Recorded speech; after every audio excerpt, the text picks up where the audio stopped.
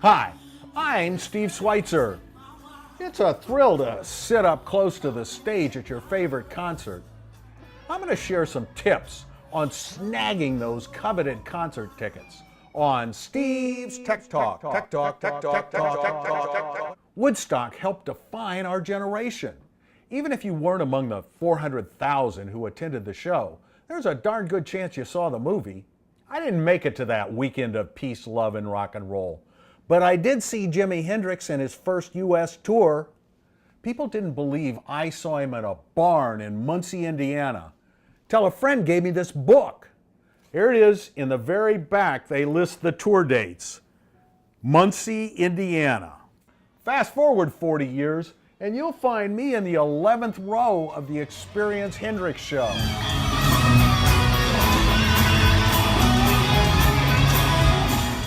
The first trick to getting good seats is to know about the shows before the tickets go on sale. To do that, I use 3 apps on my phone. Bands in Town is my starting point. In a few seconds, it scans all the songs in my iTunes library, and then it shows me which of those artists have upcoming concerts within an adjustable distance of Indianapolis. I've also set up all 3 apps to send me email notifications whenever any of my favorite artists have local shows. The real secret to getting those great seats is to buy your tickets before they go on sale to the general public. That's where the Ticketmaster and Live Nation apps come in. Even though those companies have merged, they each have their own free apps.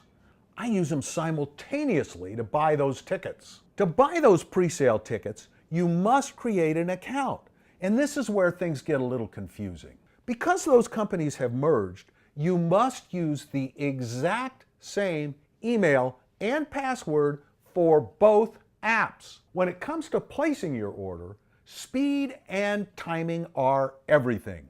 Literally every second counts. The tickets usually go on sale about 10 a.m. Well before 10, I have both apps open and I've pre-entered my credit card information. This is one of the few exceptions I make to my policy of never letting an online account store my credit card information. But once you find the tickets you want, you have a limited amount of time to enter your order.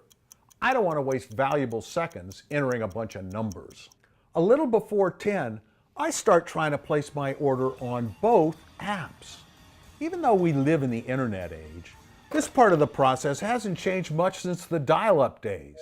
Only now, instead of a busy signal, you get a server can't be reached. Keep trying, and eventually you'll get through. Remember, that clock is ticking. Every second, other users are gobbling up the great tickets. Do your research ahead of time. Know how much you're willing to spend.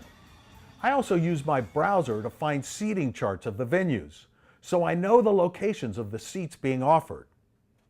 If you don't like what's offered, do another search. Once you've placed your order, you can print out your tickets, or you can just use your phone when you show up. My wife insists I always print out the tickets. And if you're worried about being too close, you can always wear earplugs, or you could follow my advice. If the music's too loud, you're too old.